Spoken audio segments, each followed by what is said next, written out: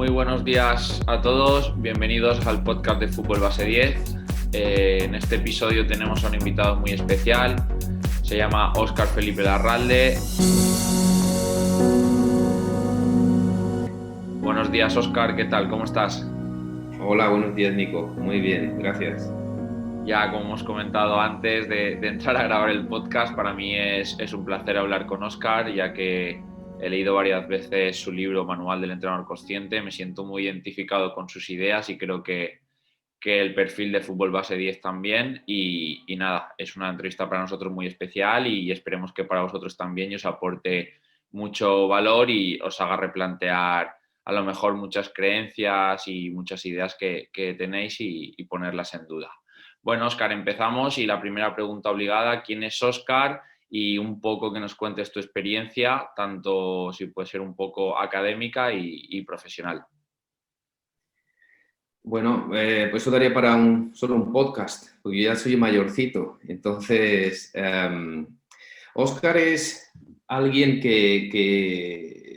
como antes también hemos hablado antes de entrar, ha ido haciendo siempre lo que creía que tenía que hacer, independientemente de que supusiera salir de zonas de confort. Entonces, yo no jugué profesionalmente a fútbol, jugué mucho, me encantaba, era lo que me apasionaba. Pero llega un momento que me desconecto de eso y me pongo pues, a estudiar en serio, a hacer una carrera, a trabajar en una empresa internacional, a dedicar muchas horas y mucho tiempo a ese trabajo que llega un momento que no me satisface. Y entonces, en esa reinvención de algo que no quería hacer, en un proceso vital, que también luego hablaremos de él, porque creo que contamina mucho todo lo que ha sido mi entendimiento de la metodología y del proceso de entrenamiento, en ese proceso vital de reinvención y de desarrollo, de búsqueda del desarrollo personal, de por qué me encuentro mal, qué es lo que necesito hacer en mi vida para empezar a sentirme bien, aparece lo que siempre me enganchó y me conectaba con la emoción en el fútbol, en la infancia, que era el fútbol. Entonces, bueno, pues me decido a dejar mi empresa, mis trabajos, mis cosas y me pongo a estudiar los cursos, a entrenar. Yo había entrenado ya cuando eras jugador, pues entrenas pues como hacen todos, ¿no? Entrenas a un alevín, más que entrenas los desentrenas o los maltratas y luego pues empecé a pensar que tenía que orientar mi vida profesional a eso. Y eso fue lo que hice. Empecé a dedicar tiempo, horas. Eh, no siempre fue fácil, no siempre fue fácil porque requiere mucho trabajo y también suerte y un montón de aspectos que no controlamos nosotros individualmente, pero hoy en día me dedico a lo que me gusta, me dedico a asesorar a clubes, me dedico a coordinar, me dedico a dirigir, ahora no estoy entrenando hace tiempo que no entreno, que eso sí lo he hecho un poquito de menos, pero estoy muy en contacto con el mundo profesional y desarrollando proyectos y la verdad es que en ese sentido dedicando muchas horas a estudiar y a reinventarme otra vez, porque yo creo que lo que me define a mí es que no estoy conforme casi nunca con lo que ya he asumido como cierto. Eso es quién es Óscar realmente, es decir, incluso antes hemos estado hablando, estaba en un proyecto muy potente, muy interesante, con una de las mejores mentes del país en cuanto a la formación y el desarrollo de futbolistas, que es Luis Fragua en el Granada, y me surge un proyecto nuevo en una categoría inferior y decido emprenderlo porque es a largo plazo, como te comentaba, con un proyecto muy serio y que me exige volver a inventar todo lo que ya dábamos por hecho. Así que ese es un poco quién es Óscar.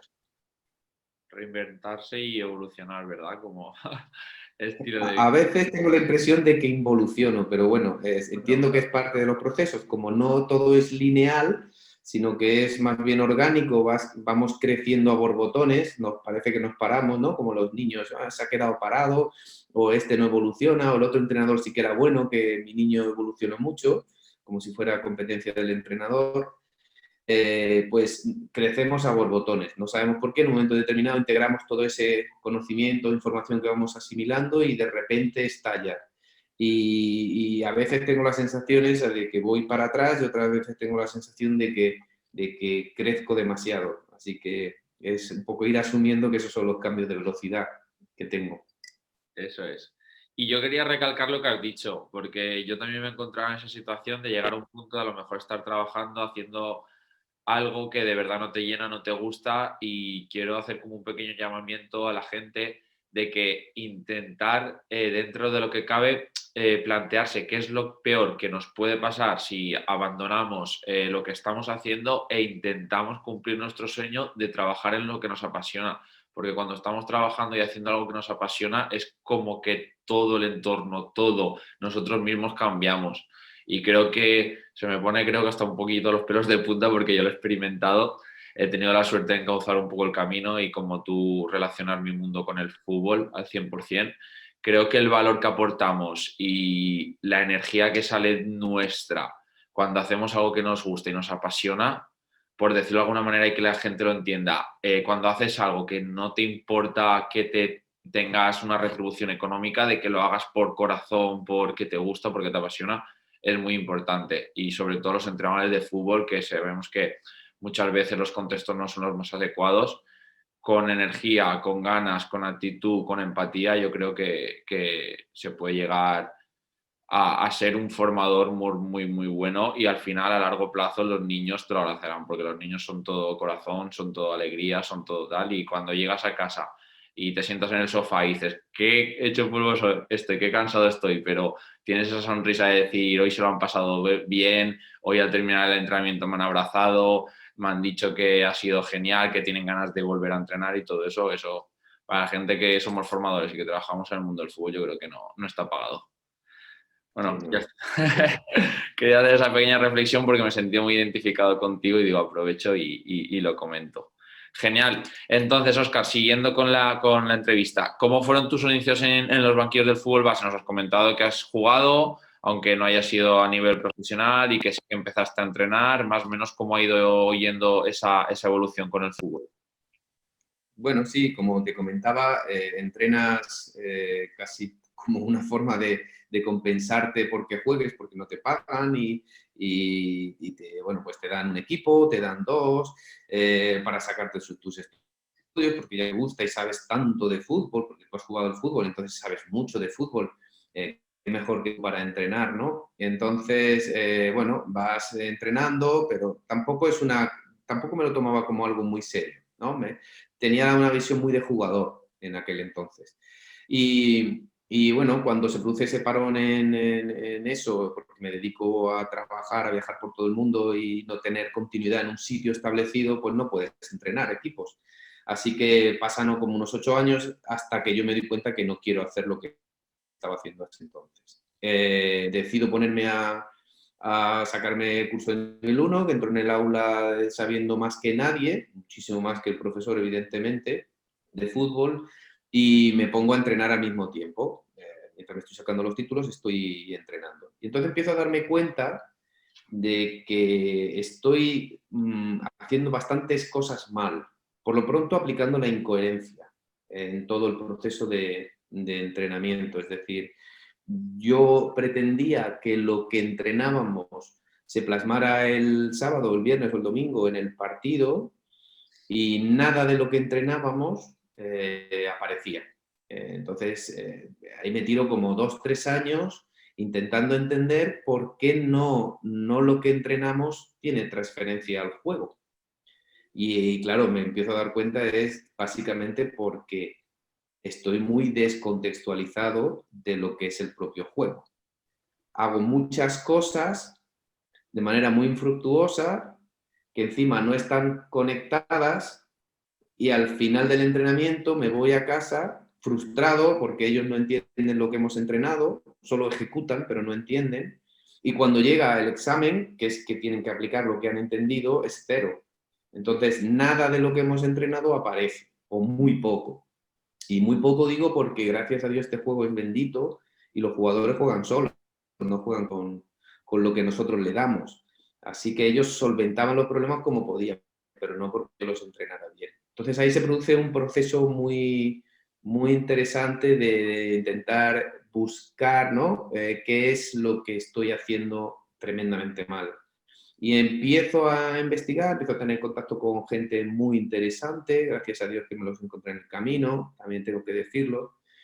Y pues entre que citaría, por ejemplo, a Óscar Cano, a Antonio Barea, a José Antonio Martínez, a Plácido Baena, son gente de aquí de Granada y muchísimos más, que tienen esa inquietud, que empiezan a ir, el propio José Alfonso Morcillo, que empiezan a ver otro tipo de entendimiento de lo que es el juego, a empezar a concebir el juego, no las partes que lo componen, y ahí empiezo a mamar, a profundizar, a investigar y de manera paralela entender que el juego no está desconectado del jugador. Es decir, son los grandes pilares.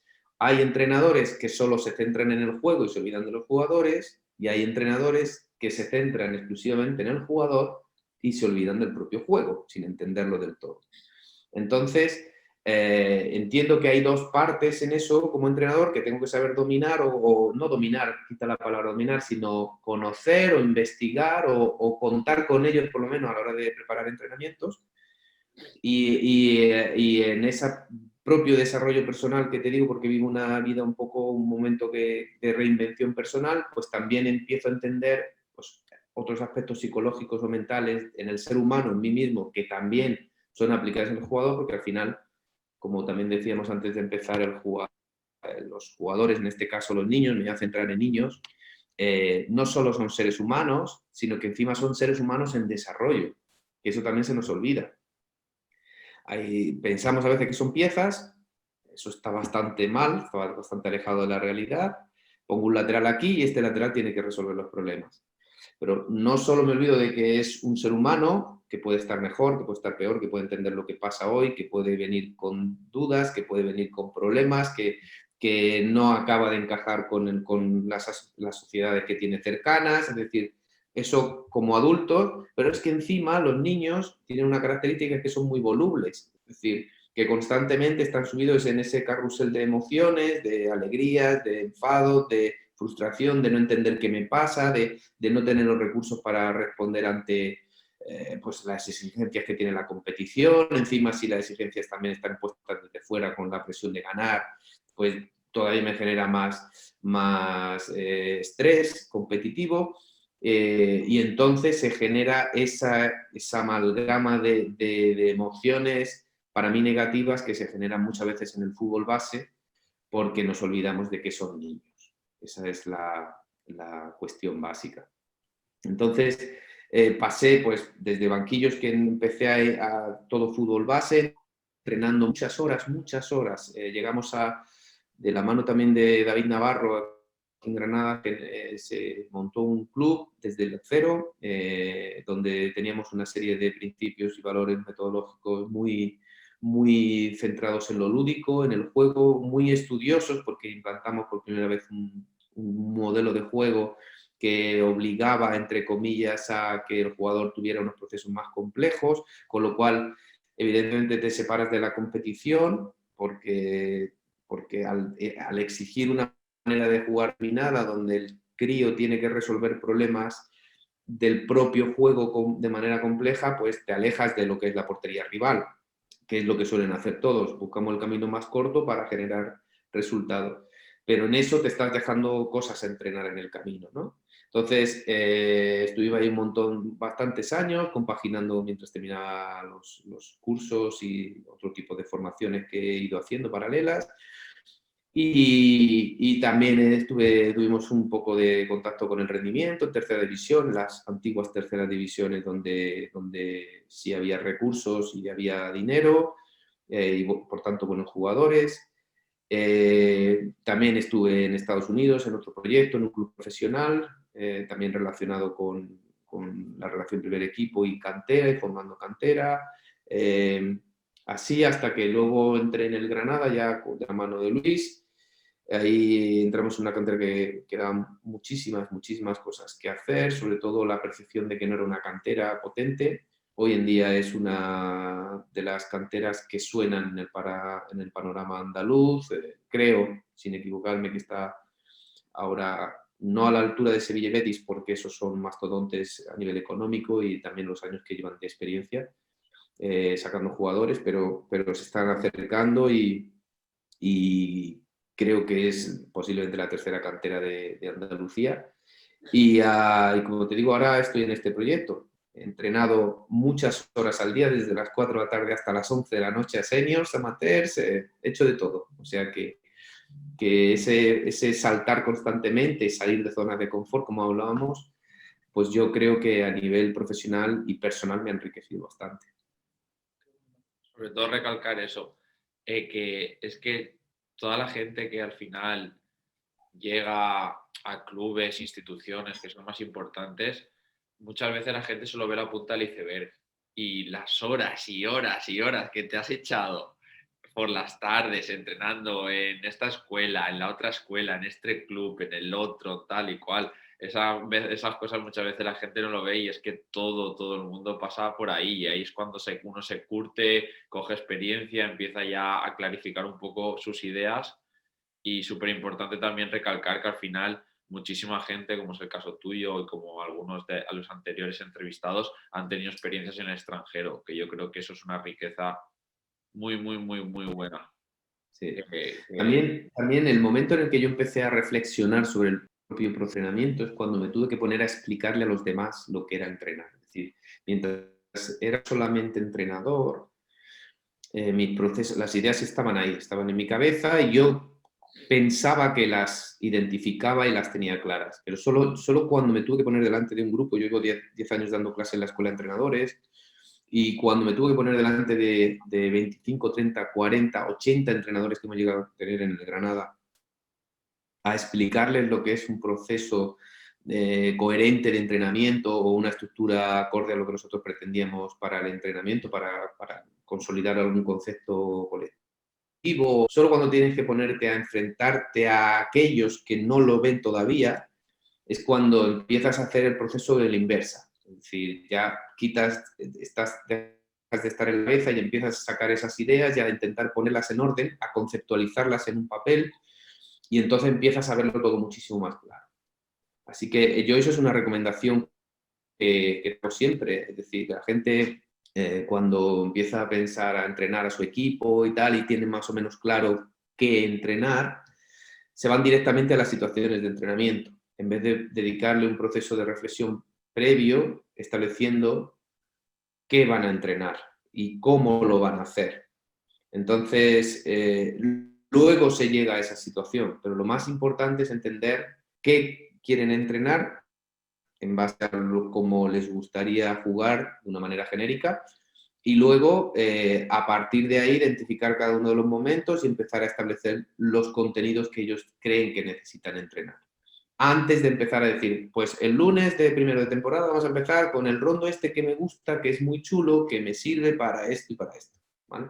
Y eso es lo que suelo hacer, el camino inverso. Lo que me llevó a entender que es al revés, que es desde lo global a las partes, fue que me tenía que poner a explicar a los demás cómo llegar a esa parte. Y entonces yo creo que ese es un proceso que recomiendo hacer a todo el mundo. Sentarse y escribir. Escribir es terapéutico a la hora de sacar un montón de ideas, de encontrar ideas que pensabas que no tenías ahí y de repente surgen, ¿no? Las tenías en un cajón, las tenías olvidadas o incluso no identificadas y empiezas a entender por qué la tenías.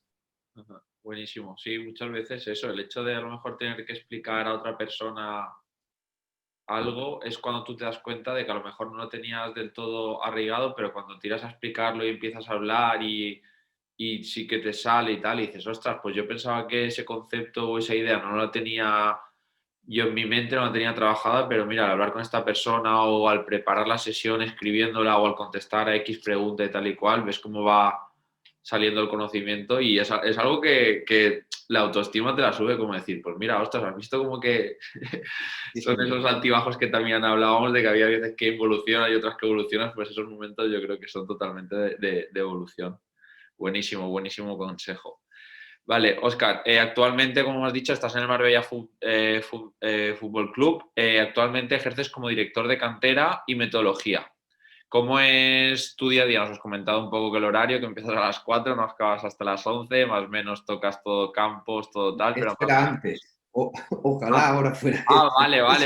Pues te he entendido mal yo, perdona. Pensaba que... No, eso era antes, cuando estabas entrenando desde aguiluchos, que aquí le llamamos aguiluchos a los pequeñinos de 4 y Ajá. 5 años, tirándote al suelo con ellos, que te vomitan en la camiseta, que desde eso hasta entrenar en ese mismo día, a las 11 de la noche, terminar de entrenar a jugadores seniors de primera andaluza o de preferente o de tercera, ¿no? Ese es el recorrido que va acumulando horas de entrenamiento a la mochila. Vale, Y además en diferentes contextos, con lo cual te tienes que estar constantemente adaptando y a veces confundes. Entonces puedes hablarle a jugadores profesionales, amateurs en este caso, como si fueran niños de 4 años para que lo entiendan perfectamente. Hay algunos que lo necesitan eso. No, ahora mi día a día es, bueno, estoy también con Adolfo Aldana. Los dos somos codirectores de la cantera. Yo estoy más en el día a día. Por la mañana, pues, solventar las 1000 cosas que hay de funcionamiento a nivel logístico, a nivel de club, a nivel de federativo. Tengo gente trabajando, pero siempre hay que estar tomando decisiones. Todo lo que es el funcionamiento del día a día del club. Afortunadamente en este club la distancia que hay entre lo que es la cantera y el primer equipo es mínima. Por las circunstancias que están, prácticamente el equipo filial es el juvenil nacional que tenemos y los jugadores que tenemos ahí están en constante relación con el primer equipo. También la relación que tenemos en dirección de cantera, en este caso Adolfo y yo, con Víctor Moreno, que es el director deportivo del primer equipo, del club, es muy buena. Son gente que vienen de un bagaje y una experiencia brutal en Tenerife, Albacete, Lugo, y están muy acostumbrados a estar pendientes de la cantera. Entonces hemos diseñado también todos los protocolos y procesos necesarios para que nuestros jugadores, ese salto tan grande que hay, sea el más reducido posible. Ellos vienen a ver nuestros partidos, sobre todo el juvenil nacional. Nosotros vamos a ver todos los del primer equipo. Yo voy a ver entrenos también por la mañana del primer equipo porque muchos de nuestros jugadores están ahí. La relación que, por ejemplo, también tenemos con Aira, el entrenador, es fantástica, es muy buena y esa comunicación diaria que tenemos donde conseguimos información de unos y otros, pues ayuda. No es preparamos el paquete y lo mandamos para arriba y que sea lo que Dios quiera. Hay una simbiosis muy buena e incluso abordamos problemáticas del día a día que tenemos con este tipo de jugadores tan jóvenes, ¿no? Que tienen tanto talento, pero que a veces pues, no entienden bien lo que es ser un profesional o no entienden bien lo que es la disciplina todavía. Pues estamos entre las dos partes intentando ayudar a estos chavales porque en el fondo lo que queremos es ayudar. Ese es el verdadero objetivo por el que me desplazo a este proyecto y es que la idea es ni más ni menos que intentar sacar futbolistas profesionales y llevarlos a lo más arriba posible.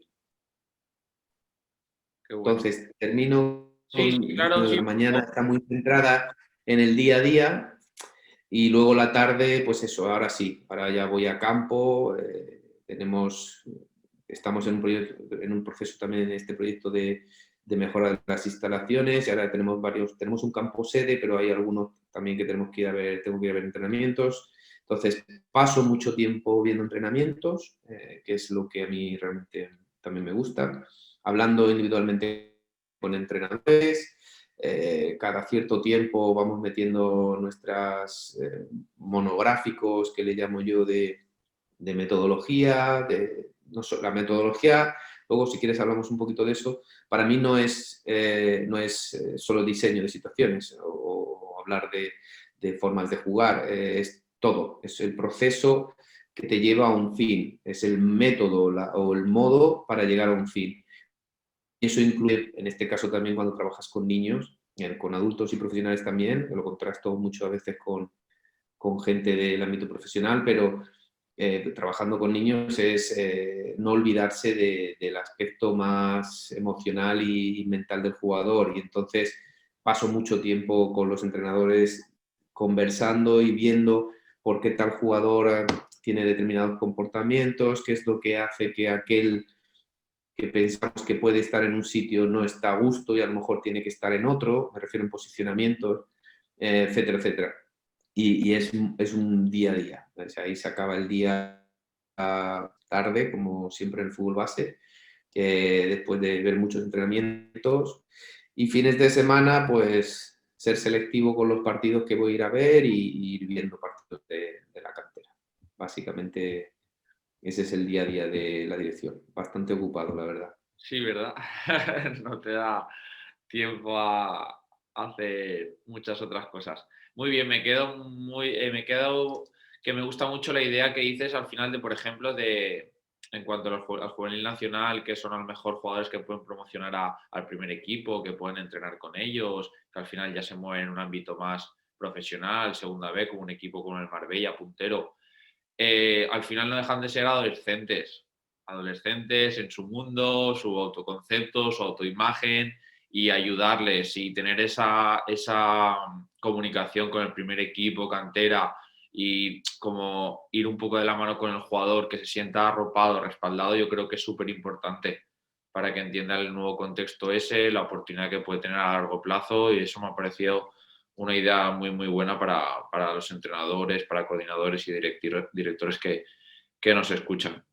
Genial, Oscar, muy bien. Yo mira, en ese sentido, por ejemplo, perdona, Nico, Adolfo Aldana, que ha sido jugador profesional un montón de años en equipos top del Real Madrid, ha jugado copas finales de Copa del Rey, ha sido vencedor de ligas, ha jugado en el Super Deport de aquel de los 90, con jugadores hipertops como Bebeto, como, no sé, Jukic, gente de muchísimo, muchísimo nivel.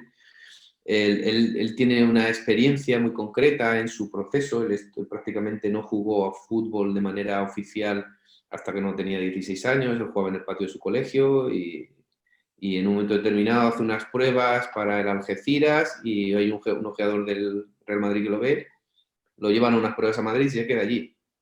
O sea que el entrenamiento que él ha tenido hasta los 16 años o 17 es prácticamente inexistente. Ha tenido mucho juego de calle, ha tenido mucho juego de fútbol, de futbito, en espacio reducido. Es un tío que mide 1,90 y pico, no es cualquier cosa. Y él sí recuerda todos, lo que más recuerda, más que los entrenamientos, incluso los entrenadores, es cómo él se sentía cuando era joven y tenía delante las posibilidades de entrenar o de estar en un Real Madrid, o las presiones que ha tenido en un Madrid para ir saltando de categoría desde tercera, que llegó a meterse en el Castilla y de ahí saltar al primer equipo del Real Madrid, ¿no? Y aguantar ahí unos años de titular incluso. Entonces, eso sí es muy útil con ese tipo de perfil de jugador, porque todos hemos visto fantásticos jugadores que con balón son muy buenos, pero luego la manera en la que interpretan todo eso que decíamos, lo que acompaña al jugador profesional, pues desde la autodisciplina, el saber entender lo que es la competición, el no salirte del enfoque del juego, lo que te pide la atención táctica que requiere estar constantemente 92, 93 minutos pensando en resolver problemas y no engancharte con un rival o con el árbitro, con el público, el no quedarte dormido para ir a un entrenamiento, es decir, cosas que los que hemos tenido una vida profesional en la que te has jugado el sueldo, si no hacías eso, lo das por hecho, pero que niños de 16, 17, 18 años que empiezan a entender de qué va esto, la vida, me refiero, pues como que está ahí, ¿no? Está ahí. Luego también y en eso Adolfo tiene muchas charlas con ellos, él y yo, y él explica sus experiencias y les transmite y les llega. Yo veo que les llega bastante. Y en ese sentido, ellos tienen como la perspectiva de no voy a llegar, es muy difícil llegar, ¿no? Porque están ahí los jugadores profesionales como en una burbuja.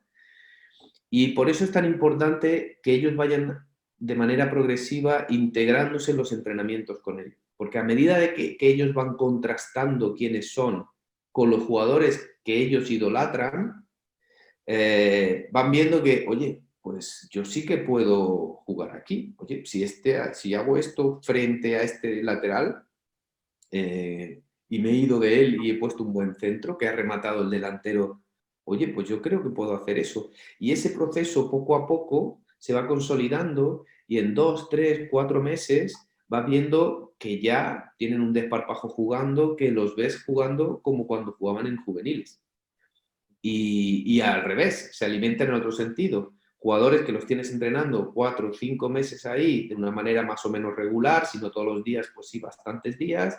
Cuando bajan a competir con los jugadores de su edad y rivales de su nivel, pues evidentemente van como aviones, es obvio. Entonces es muy importante para nosotros ese salto.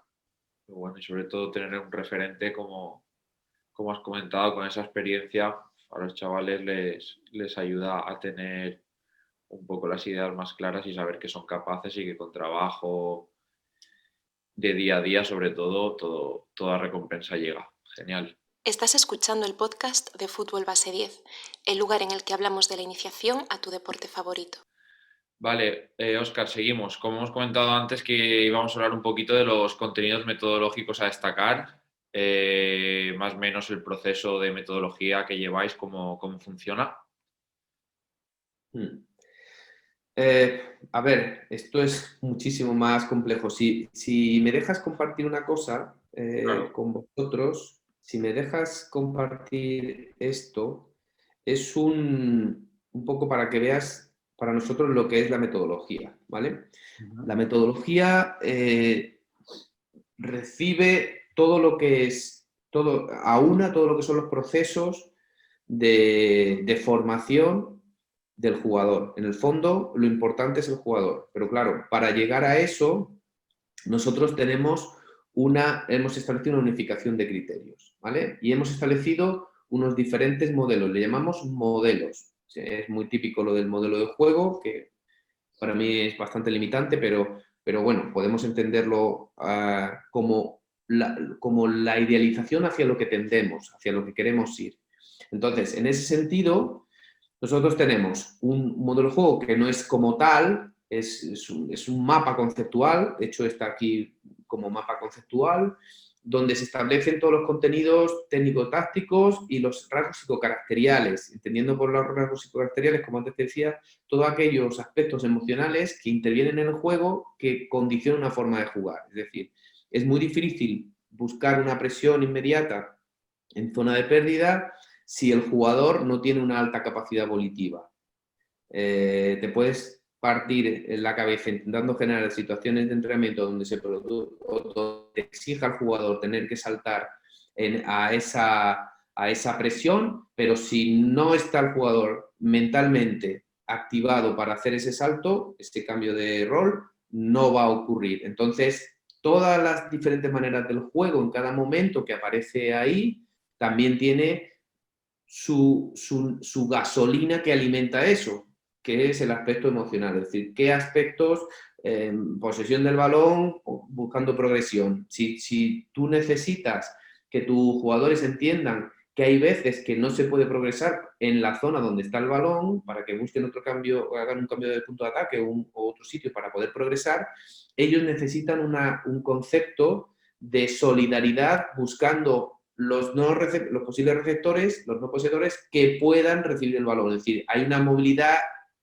exigida por parte del juego. Si me quedo donde estoy y no soy en línea de pase para mi compañero, pues no estoy contribuyendo a la continuidad del juego en ataque. Entonces, todo ese tipo de conceptos son los que alimentan y mueven lo que realmente son las situaciones de entrenamiento. Entonces, el entrenador debe ser muy consciente de que esa es la verdadera información implícita y explícita que queda en el jugador, para que constantemente estén en el bucle de si mi compañero tiene el balón, yo tengo que ser solidario, que ese es el rasgo que tenemos que fomentar, la solidaridad, para ser receptor, ¿vale? Entonces, Ahí vienen todo lo que son los contenidos y la categorización, es decir, no puede entrenar ni jugar de la misma manera nuestro juvenil nacional, que es el equipo un poco referencia ahora mismo, pues, por ejemplo, con el Benjamín de primer año. Los contenidos son diametralmente opuestos, aunque hay contenidos comunes que necesariamente debería entrenar el pequeñín para que cuando llegue a juvenil, en esa manera compleja de jugar, nosotros le llamamos proactivo porque en todo momento estamos queriendo llevar la iniciativa. Eso es también un rasgo filosófico para nosotros fundamental en la formación, y es que el jugador no sea reactivo. Ser proactivo supone intentar sin balón recuperarlo lo antes posible, teniéndolo, intentar progresar de la manera que me genere mayor continuidad en el juego, pero siempre progresando, no buscando la tenencia del balón por tenerla, sino buscando siempre esa progresión inmediata, ¿vale? Entonces, esos contenidos se categorizan por edades, no por edades, por niveles aproximadamente, y a partir de ahí pues nos podemos de manera artesanal, como aquí decimos, que es un proceso, no es una fórmula, no es mecánico, de manera artesanal, pues pasamos tiempo los cuerpos técnicos y yo definiendo qué puede hacer cada equipo y qué no, ¿vale? O cada jugador. Luego tenemos también el modelo de entrenamiento, que se refiere más a todos así el aspecto más metodológico en el diseño de situaciones, de nuestra estructura de formación a ver, está saltando. Nuestra estructura de formación por ejemplo, la estructura de sesión, ahí tenemos varios tipos de estructura de sesión que garantiza que se den una serie de contenidos y que el jugador venga desde el entendimiento del juego hasta aquello mínimo, aquel ladrillo mínimo que él tiene que saber desarrollar para poder jugar de esa manera.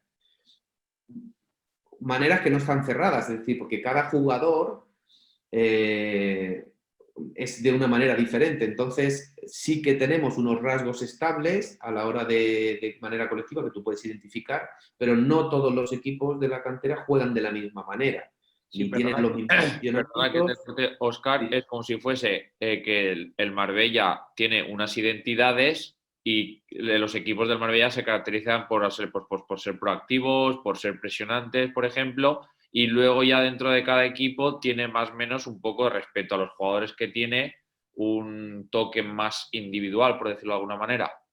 Sí, a medida que subes en la pirámide de la edad, el mapa conceptual es menos rígido. A medida que tú estás más abajo, es más rígido, porque en el fondo, como no están formados los jugadores todavía, les puedes exigir determinadas cosas que saben que van a ser buenas para su desarrollo. Es decir, si yo pongo al fuerte, al que golpea bien el balón atrás, y busco al rápido y habilidoso en punta, ya tengo un modelo de juego fantástico para la competición, que es que en fútbol 7, cada vez que envíes desde atrás al de adelante, hay un montón de espacios, la va a coger y va a marcar gol. Va a tener éxito, es un buen modelo de juego para el éxito. Ahora, me estoy dejando procesos en ese camino, me estoy olvidando de que el central sepa fijar, de que el lateral o que el mediocentro se pueda entender que lateralizándose suelta marca, y todo eso se puede ir escalonando en el aprendizaje y me ayuda a entender, si yo les obligo, entre comillas, a jugar de una determinada manera, van a ir asumiendo unos contenidos que luego van a ser normales para ellos cuando lleguen a juveniles o incluso a seniors. Entonces, ahí ya podremos decidir si hoy requiere el juego en este momento, y por eso aparece la estrategia operativa aquí como elemento disruptor del modelo de juego en el fútbol 11, es decir, hay veces que jugamos de una determinada manera, pero en algún matiz, en función del rival, tenemos que hacer otras cosas, porque tú ya tienes un bagaje de conocimiento que te permite saber elegir qué hacer en cada momento. Si siempre has estado haciendo lo mismo, lo único que podrás hacer es lo mismo para hacerlo con éxito. Ahora, si tú has tenido todo el abanico o el mayor abanico posible de aprendizajes diferentes y complejos, acordes a tu edad, quiere decir que luego podrás elegir qué hacer, ¿vale? Entonces, esa es un poco la idea. Sí, hay unos rasgos estables, pero intentamos que nos adaptemos al jugador. Y sobre todo, yo veo mucha gente que pone vídeos de redes una frase del Cholo diciendo que el jugador debe estar, debe estar confortable compitiendo, y lo suscribo 100%. Pero claro, compitiendo si lo importante es competir. Si lo importante es el rendimiento, el jugador, tú como entrenador debes hacer todo lo posible para que tu jugador esté estable, esté en equilibrio, esté sabiendo lo que va a pasar el domingo, que lo que vaya a jugar el domingo se acerque lo máximo a lo que has entrenado, que conozca al rival. Todo eso es muy importante. Pero en formación lo que tenemos que tender es a lo contrario, es a sacar de zona de confort al jugador para que se produzca aprendizaje. Al Cholo le puede más o menos interesar que Costa sepa venir a hacer un tercer hombre. Si no es necesario, no lo va a aprender o no va a tener la calidad para hacerlo al primer contacto, no hace falta que venga. ¿En qué va a hacer daño Costa? En otras formas de jugar. Vamos a explotar esas formas de jugar. ¿Ok? Entonces, en formación es diferente.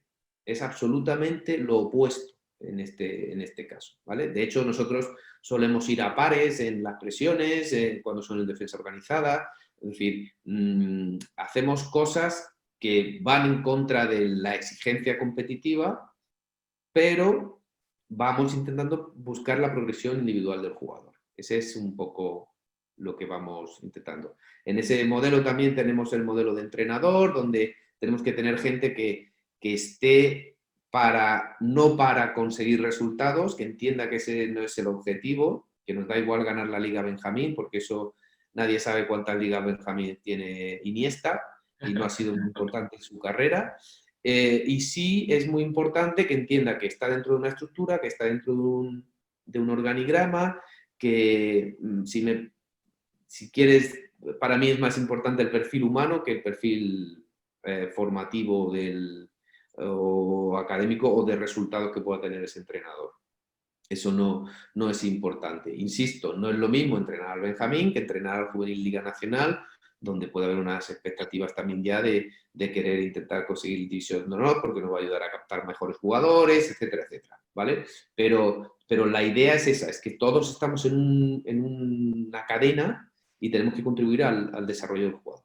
Qué bueno. Termino con esto del modelo de club, porque también es donde pasamos mucho tiempo diseñando toda la estructura necesaria, básica, que tenemos para poder formar jugadores, desde apoyos de otros clubes, pues una cierta filialidad con un club que nos haga ahí de escalón entre nuestros juveniles y el primer equipo, todo lo que es necesario, posible residencia, etcétera.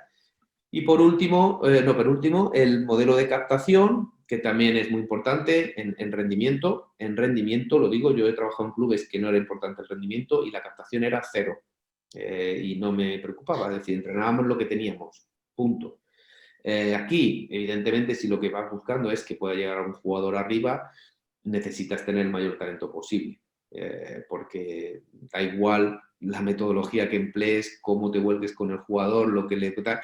Si el jugador no tiene el talento necesario para poder jugar en esos contextos, y talento no solo es con el balón, es sin balón y también es fuera del campo, es decir, cómo aguanta la presión, cómo aguanta la disciplina, cómo aguanta el no jugar, el no ir convocado, es decir, son aspectos que luego marcan tu desarrollo profesional para llegar al aspecto fundamental que es el modelo de jugador. Es decir, nosotros hemos diseñado un mapa conceptual del jugador en el aspecto mental, en el aspecto técnico-táctico, en la asunción de las correcciones, porque no todo el mundo tiene tolerancia a la corrección. Es decir, hemos ido diseñando qué creeríamos que es el canterano ideal para a partir de ahí empezar a generar todos esos colores verde, naranja, celeste, verde y rojo y lila para que nos lleven al azul fuerte. Esa es un poco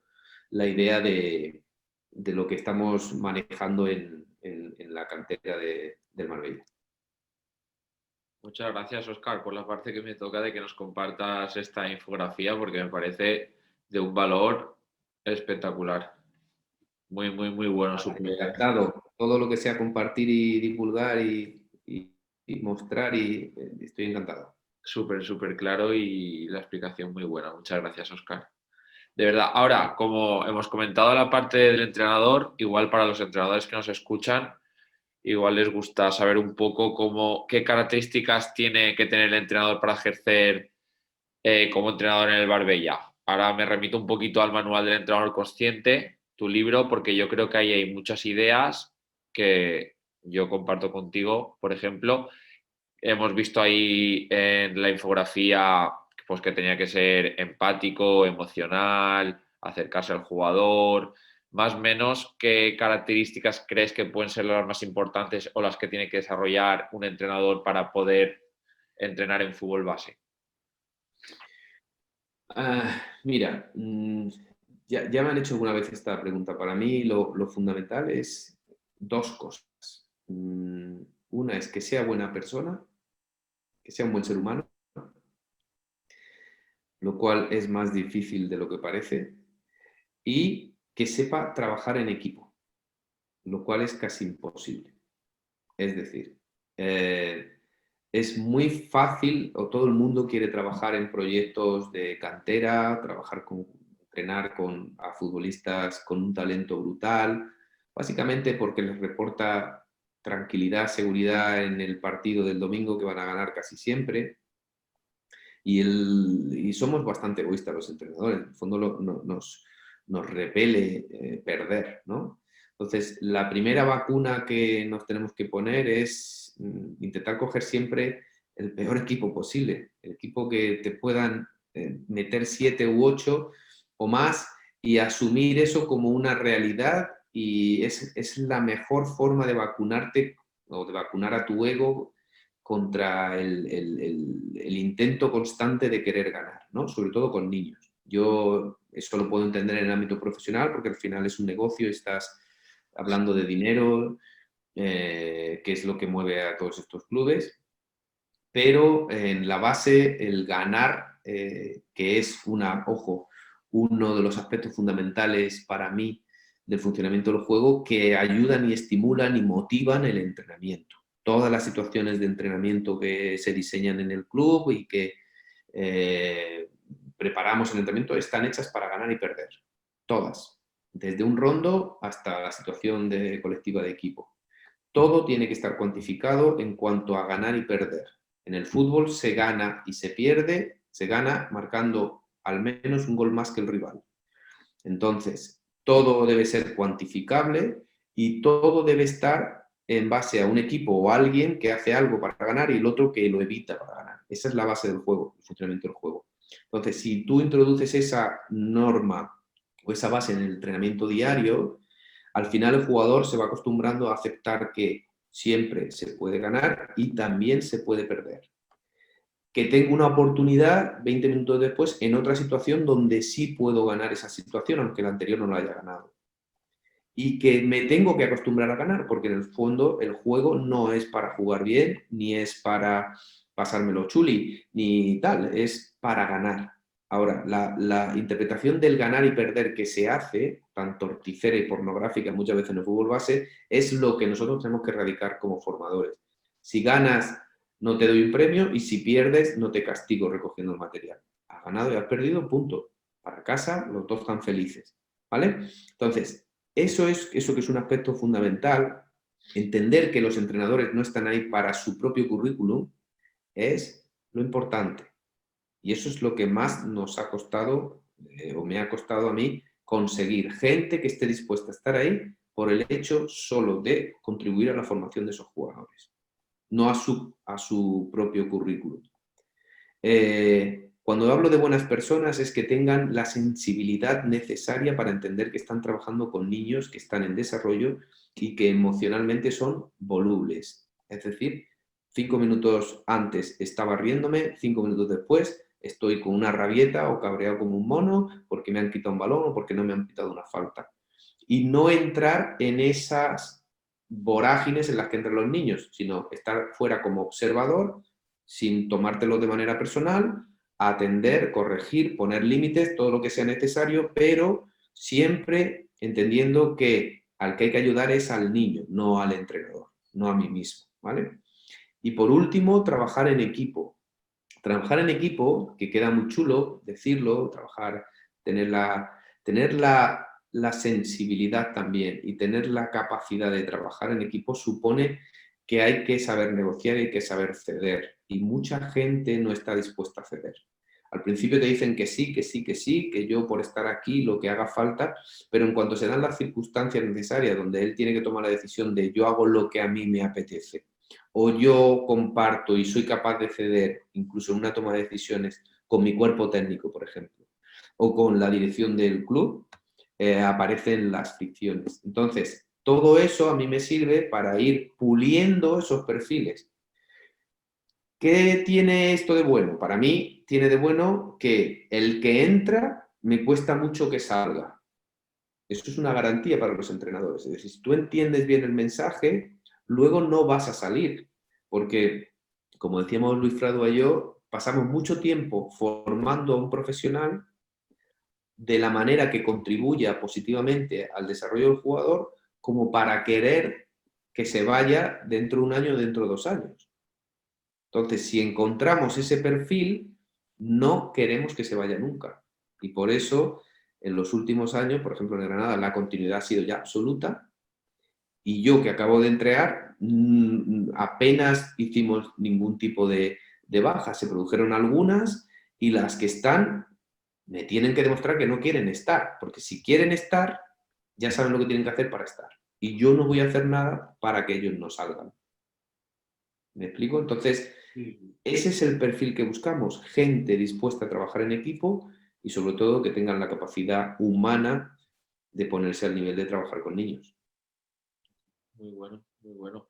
Me gusta mucho porque al final es importante, porque es muy importante, porque al final son aspectos del juego, pero aspectos como técnicos, tácticos, que el entrenador lo tiene que tener, sí, pero le has dado importancia al No, ser es que, humano, a la Nico, ni me preocupa, es que lo porque que... eso, para eso estoy yo, para eso, para pasarme 5 horas, 10, 25 horas contigo explicándote lo que hace falta del juego, qué es un tercer hombre, qué es limpiar una línea, qué es la superioridad posicional, todo eso me tiro horas contigo, no hay ningún problema. Ahora, si encuentro la materia humana perfecta, eso es lo difícil, porque conozco un montón de entrenadores que saben mucho de juego, de entrenamiento, de estrategia operativa, de análisis, de tal, pero luego son unos ceporros y unos cenutrios trabajando con material humano. Y al final lo importante es el material humano con el que trabajan, con el Totalmente de entrenador. acuerdo. Reflexión top,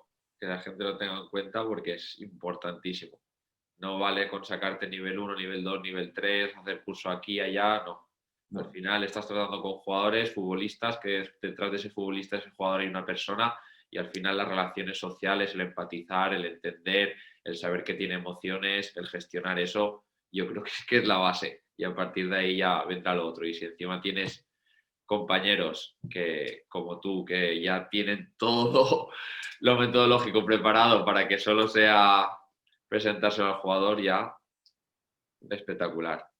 Genial, Óscar. Y seguimos ahora relacionándolo un poquito, que también lo hemos visto en la infografía, un poquito el perfil del jugador del Marbella, más o menos que lo hemos comentado, que sí que estaban subiendo canteranos al primer equipo. ¿Cómo moduláis ese jugador para llegar al objetivo final que hemos comentado? Bueno, ahora mismo, como acabamos de llegar, un poco lo que había es lo que hay. Sí, es verdad que se han hecho fichajes en ese juvenil. Mira, el perfil que buscamos, intentamos que el jugador no sea presente. Es decir, que el jugador sea futuro, sea proyección. Eso es lo más difícil de observar. Es realmente fácil o identificar fácilmente aquel jugador que en el momento actual da rendimiento. Eso es fácil, porque si vas a ver un infantil que tiene un equipo, tiene un jugador que tiene cuerpo de cadete, pues ese da rendimiento absoluto. Ahora, si cuando llega a juveniles o más allá va a ser determinante o no, ya es más difícil, ya es ver otros perfiles. Y además a nosotros no nos sirve solo si el jugador va a rendir en juveniles o cadetes, en qué nivel. Creemos que puede tener nivel de primera o de segunda división, ni siquiera segunda B. Es decir, es que en segunda B no se hace dinero con los jugadores. Tener jugadores de segunda B, pues bueno, eso no es excesivamente difícil, tener jugadores de segunda B. Ser capaz de, con una captación buena, casi garantizas que puedes llegar a la segunda B. Pero eso no es negocio. El negocio es tener jugadores que puedan dar en tu propio equipo, si el día de mañana estás en primera o segunda división, ese nivel para estar en el primer equipo, o, llegado el caso, que puedan ser parte del mercado, con lo cual contribuyes económicamente al club. Entonces, ese perfil de jugador, nosotros lo tenemos un poco catalogado, no en cuanto a qué perfil técnico o táctico, porque eso es bastante limitante, pero sí vemos cosas que están más relacionadas con aquello que no es tangible, es decir, la capacidad, porque tenemos jugadores de primer año juveniles que tienen una capacidad de desborde muy alta, que vienen de desbordar muchísimo en su propiedad, pero ahora en su propia edad, pero ahora cuando llegan a juveniles pues ya no desbordan tanto porque físicamente todavía no han explotado, no tienen todavía hipertrofia en las piernas, con lo cual antes tenían mucha velocidad por la agilidad que tenían de mover las piernas, pero ahora ya la agilidad no les vale, ya tienen que ser potentes en la arrancada y aguantar sprints más largos. Entonces, ser conscientes de que esa limitación física momentánea no es óbice para que no pueda llegar mañana, porque todo lo demás, que es ese dominio de balón, esa capacidad que tiene de engañar, ese salir hacia un lado y salir hacia otro, aunque ahora no tenga éxito, lo tiene. Y cuando sea capaz de desarrollarlo con iguales, porque ahora no es igual, pues va a ser determinante. Entonces, vamos siempre buscando un poquito más allá y mantenerlos, cuidarlos porque suelen decepcionarse, en este caso por no conseguirlo. Eso es un poquito el perfil que estamos buscando, jugadores diferentes, jugadores con muchísimo talento, con y sin balón, no siempre está relacionado, tenemos jugadores que son ganadores natos, que su forma de entender el juego, de asumir los retos, no pierden ningún reto en defensa, ninguno, y eso es un talento también. La capacidad de sobreponerse a perder, la capacidad de estar concentrado en el juego durante 95 minutos cuando son cadetes, eso no es normal, y esos son rasgos que te dicen que ese jugador, por ese nivel de atencionalidad, va a entender el juego mucho antes que otros que se desconectan constantemente, porque constantemente está analizando el juego, a ver en qué puede ser, puede ayudar a un compañero, puede estar pendiente de resolver cualquier problema que se dé. Entonces, esos perfiles que van apareciendo, que hacen que sean jugadores diferentes, los analizamos un poco y vemos las posibilidades que tienen. Y a partir de ahí, eso es con los de la casa, te hablo con los de la casa. Los de fuera, pues bueno, pues como llegamos un poquito tarde, hemos estado tirando también de cómo funciona el negocio, de representantes, de gente que nos ha ofrecido jugadores que tienen un cierto currículum, que hemos visto jugar y bueno, en el fondo intentan llenar esos huecos que te estoy diciendo, ¿no? De jugadores que creemos que pueden tener una proyección más arriba. Muy bueno, genial. Perfecto, Óscar. Vale, y por último, y para ir terminando, ¿algún consejo, experiencia que hayas vivido y que te gustaría trasladar a los entrenadores que están empezando ahora en el fútbol base y que en el día de mañana quieren estar ligados al fútbol? Una reflexiva. Consejo. ¿Quién soy yo para dar consejos? Mirad, yo más que un consejo, lo que les haría es intentar entender por qué están ahí. También lo digo muchas veces en la escuela de entrenadores, sobre todo en nivel 1. Es decir, el que se quiera sacar el nivel 1 para entrenar a niños con el objetivo de entrenar a futbolistas profesionales, porque quiere entrenar a futbolistas profesionales o semiprofesionales, adultos, que no entrenen niños, que se salte ese paso, que vaya directamente a entrenar futbolistas profesionales. Porque entrenar niños no te capacita para entrenar a profesionales, igual que entrenar a profesionales no te capacita para entrenar a niños. Son cosas absolutamente diferentes. básicamente por el material humano con el que trabajas. Entonces, si vas a entrenar a niños, tiene que ser desde la vocación y tiene que ser desde el amor hacia esos niños. No tiene que ser porque te gusta ver al ser humano evolucionar, que además ellos lo hacen muchísimo más rápido que los adultos, porque te gusta, como antes tú dijiste acertadísimamente, ver cómo te responden con su cariño, con su amor, con su alegría. Eso es impagable. Eso es impagable. Y ese debería ser el objetivo único que persiguiera entrenar a niños. Todo lo demás es como ser profesor. Si estás ahí por el sueldo, no vayas. No vayas, tío. Quédate en casa, deja a otro. Y si no, mejor. No hay entrenadores. Que los niños se pongan a jugar como cuando jugaba yo en la calle, nadie juzgándote, nadie diciendo si tienes que controlar con el interior, con el exterior. No conozco ningún jugador de aquella época, de la mía, que no supiera controlar con el interior o pasar con el interior, que parece que es el mayor problema que tienen los entrenadores hoy en día. Y eso se aprendía en la calle simplemente por modelaje, viendo cómo lo hacen los demás, viendo en la tele cómo se hace, y nadie poniéndote entre dos conos a pasarte 25 minutos a pasarte el balón con el interior. Entonces, mi único consideración sería que si vas a trabajar y entrenar en fútbol base, hazlo desde el amor, desde trabajar con niños, desde el aspecto vocacional de querer verlos desarrollarse, no solo futbolísticamente, sino también humanamente. Y para eso tienes que desconectarte mucho de esos personajes iracundos, agresivos, violentos, enfadados, que están en las bandas persiguiendo que el domingo se gane.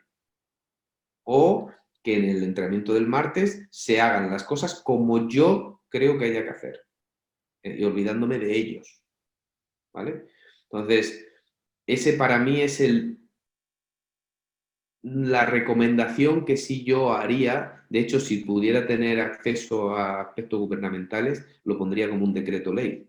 O sea, aquel que no vaya allí a divertirse, que no vaya a entrenar con niños. Muy bueno, muy bueno. Totalmente de acuerdo, Oscar. Al final es que es vocacional, son personitas, son nenes que lo único que hacen es, tienen la ilusión de ponerse las botas, el pantalón corto, la camiseta de su club o equipo, e ir pisar el césped, solo quieren que jugar con el balón, estar con sus compañeros. Es que es pura pasión, puro Y amor. solo quieren cariño. Es decir, el cariño es darle una palmada cuando ha fallado y decirle, no pasa nada, que lo vas a volver a hacer bien. No pasa nada, da igual.